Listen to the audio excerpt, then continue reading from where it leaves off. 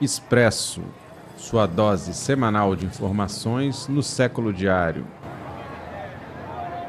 Buenos dias, eu sou Vitor Taveira e está no ar o Expresso, sua dose semanal de notícias, trazendo toda sexta-feira um resumo dos acontecimentos no Espírito Santo sob o olhar crítico do século diário para você que está aí na correria do cotidiano, conseguiu saber de tudo que está rolando, pode se atualizar sempre no programa que vai ao ar cedinho toda sexta-feira nos canais do Século Diário no YouTube, nas plataformas de áudio e no site seculodiario.com.br. Você pode acompanhar a gente também no Instagram, que é @tvséculo. E lembramos também que o programa Papo de Repórter vai ter um novo formato, edição mensal, a partir de abril. Acompanhe nos nossos canais. Hoje o assunto da semana são os deputados capixabas que votaram pela soltura do parlamentar acusado de ser mandante da morte da vereadora carioca Marielle Franco. Vamos ter ainda o giro de notícias e o bloco de rolê com dicas de cultura do Espírito Santo. Bom, nosso assunto da semana é um tema que dominou, um pouco da pauta na Câmara Federal, que foi a votação em torno da manutenção da revogação da prisão do Chiquinho Brazão, que foi expulso do Podemos, ele está preso preventivamente acusado de ser um dos mandantes do assassinato da vereadora Marielle Franco e do motorista Anderson Gomes em 2018, um crime que chocou o Brasil, chocou o mundo. E na bancada capixaba votaram pela libertação do Chiquinho, os deputados federais Gilvan da Federal, do PL, o da Vitória, do PP, o Evair de Mello, que também é do PP, e o Messias Donato, do Republicano. Ou seja, 4 dos 10 deputados capixabas votaram pela liberdade do Chiquinho, porém saíram derrotados nessa votação, foram 277 votos pela manutenção da prisão e 122 pela soltura. Já que as decisões do STF por prisão de deputados em exercício precisam ser referendadas pelo parlamento, como foi o caso que aconteceu aqui no Espírito Santo com a recente prisão do deputado estadual Capitão Assunção do PL, acabou revertida, com o apoio da ampla maioria da Assembleia Legislativa Estadual. No caso do Chiquinho foi o contrário, ele permanece preso. Mas voltando lá para o Congresso Nacional, além das questões jurídicas que estão envolvidas na votação sobre o Chiquinho Brazão, contornos políticos se acirraram, os ânimos estiveram fortes na Casa de Leis. De um lado, o ex-presidente Jair Bolsonaro e o seu partido PL orientaram a votação da bancada pela soltura do Brazão, alegando que a prisão do parlamentar em exercício só poderia ocorrer em caso de flagrante.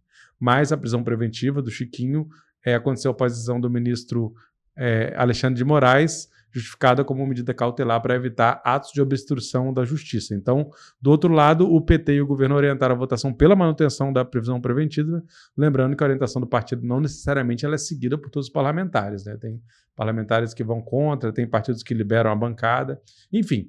Mas em relação à bancada capixaba, os outros que votaram pela manutenção foram 5 deputados. O Amaro Neto, do Republicanos, o Gilson Daniel, do Podemos, o Paulo Foleta, do PSB, e o Helder Solomão e a Jaque Rocha, ambos do PT.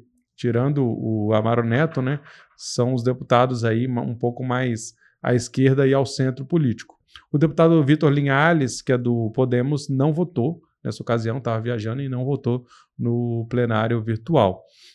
Na reportagem do Século Diário, feita pelo Roberto Junquilho, ele registra que antes da votação no plenário, na quarta-feira, o Gilvan da Federal discutiu na Comissão de Constituição e Justiça na Câmara com também o deputado Glauber Braga, que é do pessoal do Rio de Janeiro, e chegou a se levantar da cadeira, ameaçar, agredir o Glauber, foi contido por outros parlamentares, um vucu-vucu danado, e mesmo com o microfone desligado pela mesa diretora, o Gilvan continuou a proferir palavrões, ameaçar o Glauber, e o Glauber prometeu que vai entrar com uma representação na Comissão de Ética da Câmara contra o Gilvan da Federal, o deputado capixaba. Vamos só lembrar que junto com o Chiquinho Brazão estão presos desde março passado o irmão dele, que é Domingos Brazão, ex-deputado estadual e conselheiro do Tribunal de Contas do Rio de Janeiro, os dois muito influentes, o delegado Rivaldo Barbosa, ex-chefe da Polícia Civil Fluminense. O Chiquinho, na verdade, é deputado federal, era vereador, junto com a Marielle, é deputado federal aí de primeira viagem, é muito influente no Rio de Janeiro, mas não é considerado um deputado influente lá na Câmara, E lembrando que a Marielle e o motorista Anderson foram assassinados durante o período de intervenção federal na segurança pública do Rio de Janeiro, como lembra o Roberto Junquilho, que era comandada pelo general do Exército Braga Neto, que viria ocupar depois a Casa Civil, o Ministério da Defesa do governo Bolsonaro, sendo também candidato a vice-presidente da República antes do ex-presidente Bolsonaro se tornar inelegível depois das eleições de 2022. Então vamos agora para as mais notícias com o nosso giro de notícias. A lei do Espírito Santo sobre porte de arma é inconstitucional, declara o STF. A lei garante o porte para vigilantes e seguranças que trabalham em empresas privadas. Outra notícia da semana: deputado quer impedir CNH social para egressos do sistema prisional. O projeto é do deputado Lucas Polese, do PL, e teve o regime de urgência aprovado na sessão de quarta-feira na Assembleia Legislativa. Mais um caso, né, que a extrema-direita tenta retirar direito, né, dos cidadãos capixabas, né?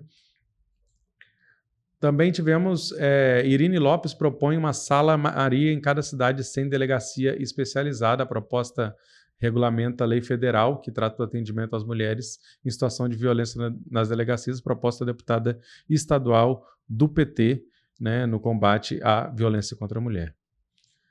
Temos também que grupo evangélico faz encontro para debater fé, justiça e sociedade. O Vinícius Scherzoni diz que a Frente pelo Estado de Direito é um contraponto à visão de grupos religiosos conservadores, né? E aí vamos continuar nosso giro de notícias ecoando aí as lutas dos movimentos sociais. Uma obra na Praça de Itaúnas poderá interferir no patrimônio cultural. O tema está causando polêmica lá, né? A comunidade é a favor de melhorias nessa praça, mas moradores e especialistas questionam alguns itens desse projeto. A reportagem completa está lá, né, no seculodiario.com.br. Temos também uma outra notícia que liminar judicial atesta intervenção irregular no Morro de Guaibura. A Igreja Católica obteve reintegração de posse numa área que foi invadida e cercada pelo condomínio Manami. Você pode saber mais sobre esse tema, sobre a luta dessa comunidade de Guarapari também no YouTube do Século Diário, na reportagem que nós fizemos lá, né? Antes, inclusive, desse cercamento que já está acontecendo para a construção desse condomínio, né, focado, né, em visitantes e turistas. Temos também outra notícia: trabalhadores da saúde realizam marcha e conferência em Vitória. A mobilização ocorreu na quarta-feira e servidores entregaram reivindicações no Palácio Anchieta. Outra mobilização, falando também, né, marcha levará às ruas as lutas do povo preto, das juventudes e das mulheres. A reportagem se refere ao ato do 1º de maio em Cariacica, que terá como tema Resistindo por um Mundo Sem Ódio e Guerra. E a outra notícia da semana é que a pesca tem que ser proibida em toda a costa do Espírito Santo e Rio Doce, entre aspas, né? Essa é uma frase de pescadores que querem ser indenizados e envolvidos em ações de recuperação com base nos relatórios da AECOM. Temos também, né, na nossa TV Século, aí no YouTube, entrevista com a professora Jaciara Paiva, que ela diz: a única porta que a UFES abriu para mim foi a porta da rua. Ela conseguiu reverter, né, uma ameaça de exoneração e falou assim pela primeira vez numa entrevista mais longa sobre racismo e sobre a luta por uma universidade inclusiva. Também temos uma reportagem aí exclusiva: o Espírito Santo possui plantios de cannabis para uso medicinal. A gente conversou com a advogada Litza Aoni, que conta como os pacientes já conseguiram permissão para fazer o plantio no Espírito Santo, já ocorre há pelo menos 2 anos.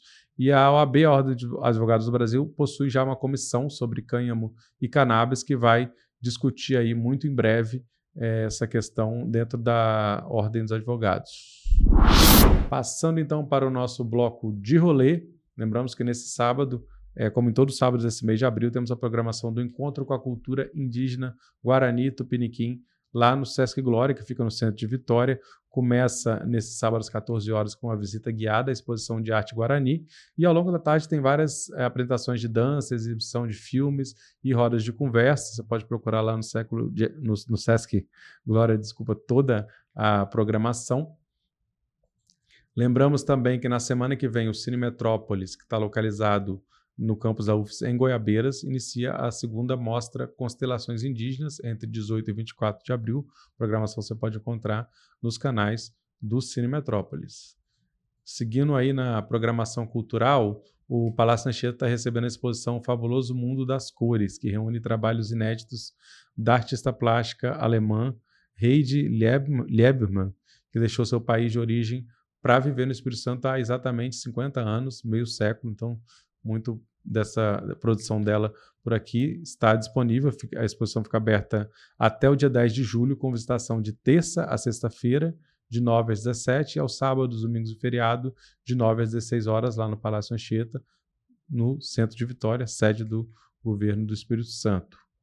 Em Cachoeiro de Itapemirim, temos aberta a exposição gratuita, o Poema das Cores, de segunda a sexta-feira, de 9 às 16 horas, na Sala Fanzes, anexo à Casa da Memória, no centro de Cachoeiro de Itapemirim. Uma exposição muito legal que traz poesias, né, em letras, em músicas e em cores. E iniciou a itinerância da Escola de Fotógrafos Cegos com a exposição Quando Fecho os Olhos, Vejo Mais Perto, um projeto muito bonito que trabalha, né, com fotografia, feita por pessoas cegas. Ela estreia em São Mateus, né, está aberta ao público até dia 12 de maio, das 7 às 21 horas, no Centro Cultural Amélia Boroto, que fica na rua João Pinto Bandeira 74, bairro Carapina.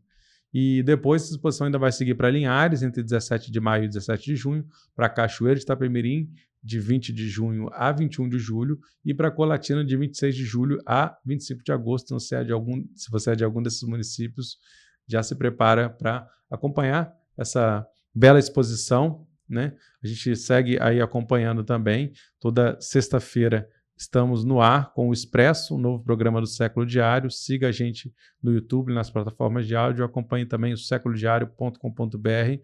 Toda semana, todo dia, tem notícias quentinhas, né, pela nossa equipe de reportagem sobre o Espírito Santo. E na sexta-feira, se não deu tempo de acompanhar tudo, você acompanha aqui no Expresso um resumo do que está rolando, e também aí no nosso letreiro embaixo um pouco de outras notícias, né, que nós não falamos aqui. Então, o programa tem a apresentação minha, Vitor Taveira, no apoio técnico aqui, Tony Braga, o estúdio 42B. A gente agradece e nos vemos sexta que vem por aqui e durante a semana nos outros programas.